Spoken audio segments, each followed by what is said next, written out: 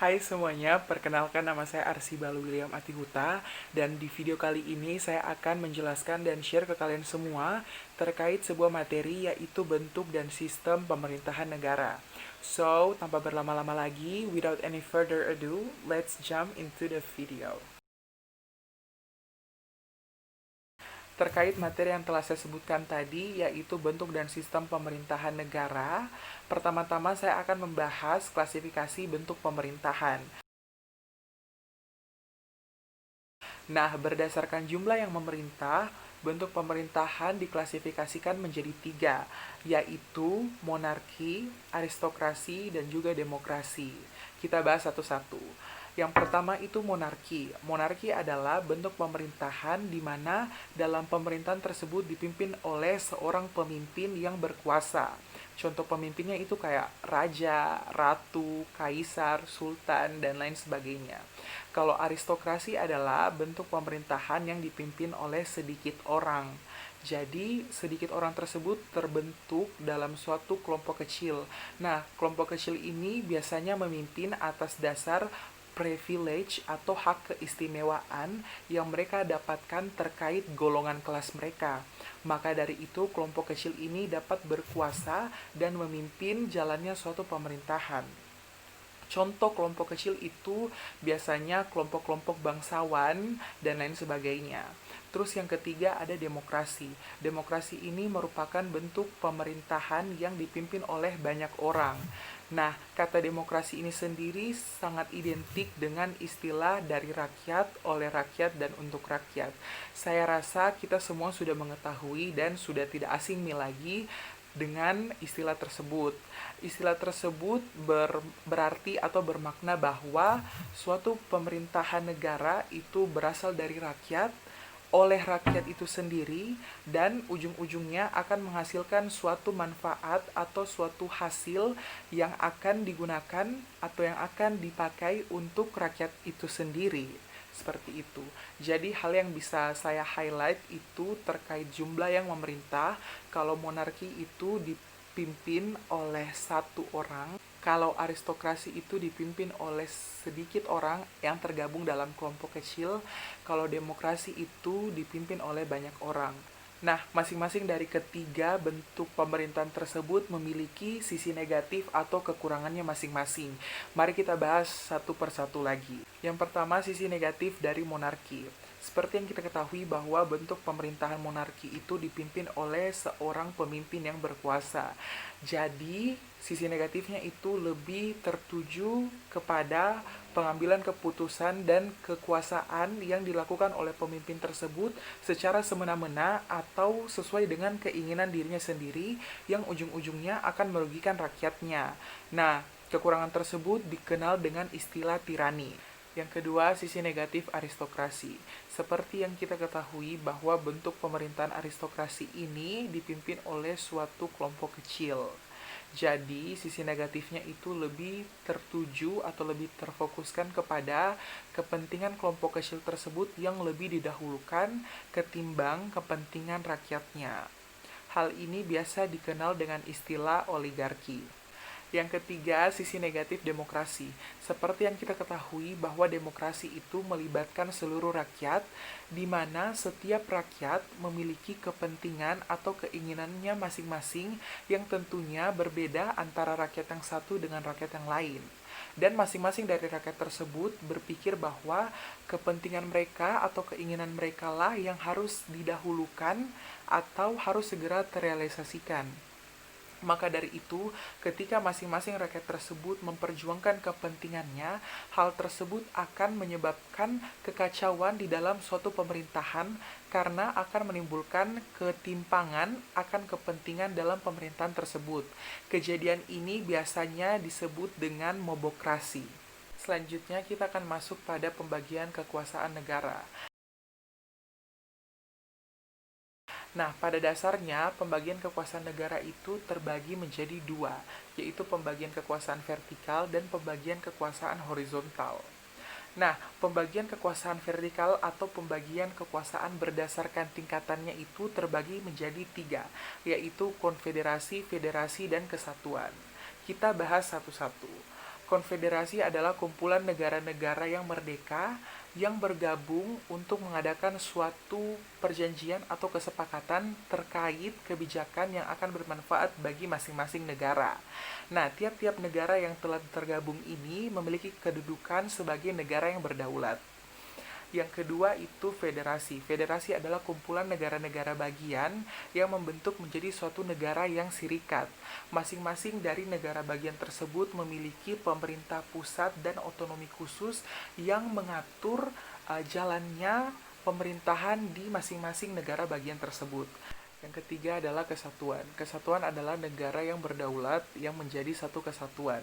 Nah, di dalam negara kesatuan, pemerintah pusatlah yang memegang kedudukan tertinggi. Kemudian, pemerintah pusat berhubungan dengan pemerintah daerah melalui dua cara, yaitu sentralisasi dan desentralisasi. Kalau sentralisasi adalah penyerahan suatu wewenang dan wewenang tersebut akan menjadi terpusat kepada pemerintah pusat. Sedangkan desentralisasi adalah penyerahan kekuasaan pemerintahan dari pemerintah pusat ke pemerintah daerah dalam bentuk otonomi daerah. Selanjutnya, pembagian kekuasaan horizontal. Nah, pembagian kekuasaan horizontal atau pembagian kekuasaan berdasarkan fungsinya itu melalui trias politika. Yang saya ketahui tentang trias politika adalah pemisahan kekuasaan. Nah, pemisahan kekuasaan ini memiliki konsep yang terbagi menjadi dua, yaitu konsep separation of power dan konsep division of power. Nah, kalau konsep separation of power ini yang paling terkenal itu dikemukakan oleh Montesquieu. Beliau memisahkan kekuasaan pemerintahan ke dalam 3 lembaga, yaitu lembaga legislatif, lembaga eksekutif, dan lembaga yudikatif. Kalau konsep division of power adalah konsep pembagian kekuasaan pemerintahan di dalam suatu negara. Nah, pemisahan kekuasaan itu artinya setiap lembaga sudah dipisahkan masing-masing kekuasaan dan wewenangnya. Jadi, tiap-tiap lembaga itu sudah memiliki porsi atas kekuasaan dan kewenangannya.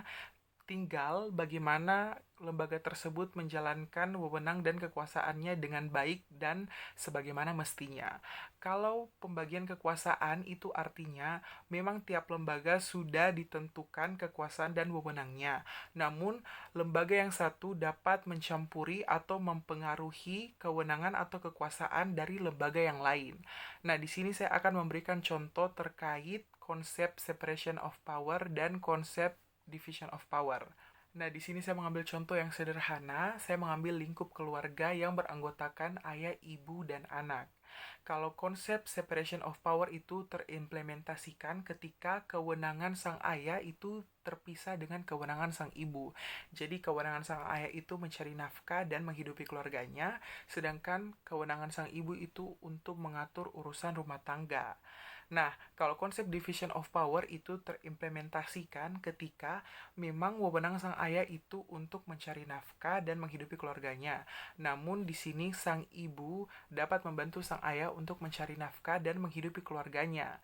Nah, kegiatan tersebut menunjukkan bahwa sang ibu itu mempengaruhi dan mencampuri kewenangan dari sang ayah yang bertujuan untuk mensejahterakan keluarganya. Nah, kita masuk ke contoh yang lebih konkret di dalam bidang pemerintahan.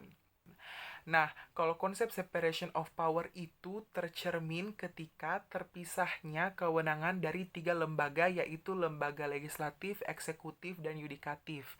Nah, masing-masing lembaga tersebut memiliki kewenangan yang seperti kita ketahui bahwa lembaga legislatif memiliki kewenangan untuk membuat undang-undang, lembaga eksekutif memiliki kewenangan untuk melaksanakan undang-undang, dan lembaga yudikatif ini memiliki kewenangan untuk mengadili apabila terjadi pelanggaran terhadap undang-undang. Nah, kalau konsep division of power itu tercermin ketika saya mengambil contoh pengaruh presiden dan DPR. Nah, di sini itu DPR berperan sebagai lembaga legislatif dan presiden itu berperan sebagai lembaga eksekutif. Di mana kita tahu bahwa lembaga legislatif itu mempunyai wewenang untuk membuat undang-undang. Nah, di sini presiden juga dapat mengajukan rancangan undang-undang. Nah, rancangan undang-undang yang diajukan kepada DPR itu menunjukkan bahwa tindakan yang dilakukan presiden tersebut merupakan tindakan yang mempengaruhi antar lembaga. Jadi, lembaga legislatif ini dipengaruhi juga oleh lembaga eksekutif yang tujuannya sama-sama untuk memajukan negara. Seperti itu. Selanjutnya kita masuk ke dalam sistem pemerintahan negara. Nah, sistem pemerintahan negara itu sendiri ada dua, yaitu sistem pemerintahan presidensial dan sistem pemerintahan parlementer. Nah, sistem pemerintahan presidensial ini adalah sistem pemerintahan di mana presiden merupakan kepala negara dan kepala pemerintahan yang tidak bertanggung jawab terhadap parlemen. Sistem pemerintahan presidensial ini lebih didasarkan pada prinsip separation of power. Kabinet dalam sistem pemerintahan presidensial ini bertanggung jawab terhadap presiden dan lembaga eksekutif dipilih melalui pemilu. Selanjutnya, sistem pemerintahan parlementer adalah sistem pemerintahan di mana lembaga eksekutif itu bertanggung jawab terhadap parlemen. Perdana Menteri dan Kabinet bertanggung jawab juga terhadap parlemen.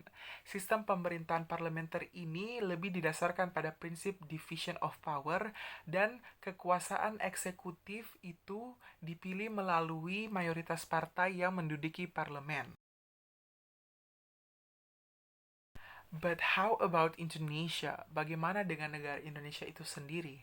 Well, berdasarkan klasifikasi bentuk pemerintahannya, negara Indonesia masuk ke dalam bentuk pemerintahan demokrasi di mana negara Indonesia identik dengan istilah dari rakyat, oleh rakyat, dan untuk rakyat.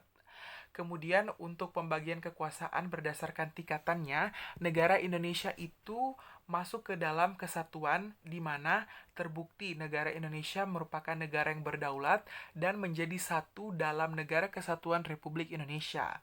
Untuk pembagian kekuasaan berdasarkan fungsinya, saya rasa, menurut saya, negara Indonesia itu lebih mengarah kepada prinsip separation of power, di mana sudah terbukti dengan jelas bahwa ketiga lembaga yang ada di Indonesia itu sudah dipisahkan kewenangan dan kekuasaannya masing-masing, yaitu lembaga legislatif dengan kewenangannya untuk membuat undang-undang, kemudian lembaga eksekutif dengan kewenangannya untuk melaksanakan undang-undang, dan lembaga yudikatif dengan kewenangannya untuk mengadili apabila terjadi pelanggaran terhadap undang-undang. Untuk sistem pemerintahan negaranya sendiri, negara Indonesia ini menurut saya memakai sistem pemerintahan presidensial, di mana terbukti bahwa Presiden negara Indonesia merupakan kepala negara dan kepala pemerintahan yang tidak bertanggung jawab terhadap parlemen. Kemudian, lembaga eksekutif itu dipilih melalui pemilu dan memang betul dan terbukti bahwa presiden dan wakil presiden itu dipilih melalui pemilu. Demikianlah yang dapat saya jelaskan dan saya bagikan terkait bentuk dan sistem pemerintahan negara. Semoga video ini dapat bermanfaat bagi kita semua. Untuk itu, terima kasih telah menonton video ini dan sampai jumpa di lain waktu. Dah.